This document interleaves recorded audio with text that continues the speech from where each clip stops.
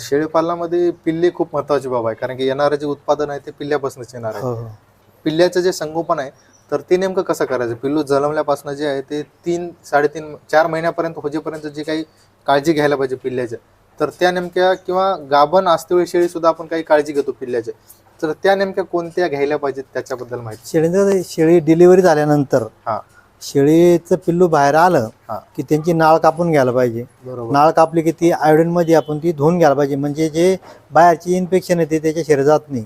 ती एक पहिला मुद्दा झाला. हा. नंतर त्यांना एक अर्ध्या तासानंतर शेळीचं जे चिक असतं कोवळं दूध हा. ते त्यांना पोटभर पाजलं गेलं पाहिजे, म्हणजे त्यांना ते ते त्यांचं मुख्य म्हणजे मेन त्याच्यावरचे हा. ते एकदा पाजणं झालं की मग ते रोजचं तुमचं दूध त्यांना व्यवस्थित पाजणं. जर दूध कमी जास्त झालं तर त्याचं काय काळजी घ्यायला पाहिजे हा. ते पाहणं. शेळीला जर दूध जास्त असलं तर पिल्लं पटापटा पिऊन घेतात, मग ते पांढरे अपचन होणं, हा. त्यासाठी ते लक्ष ठेवलं पाहिजे. मग प्रमाणात आपलं दूध पाजलं पाहिजे. पिल्लं एका महिन्यात झाले की त्यांना थोडा लुसलुशीत पाला खाऊ घालणं. हा. त्यांना 21 दिवसाची पिल्लं झाले की त्यांना जंतनाशक देणं. ह्या गोष्टी ह्या आपल्या ह्याच्यामध्ये केलं पाहिजे. आणि काय शक्यतो पिल्लं एका महिन्यात झाले की जमिनीवरचं जर असेल तर ते माती खातात.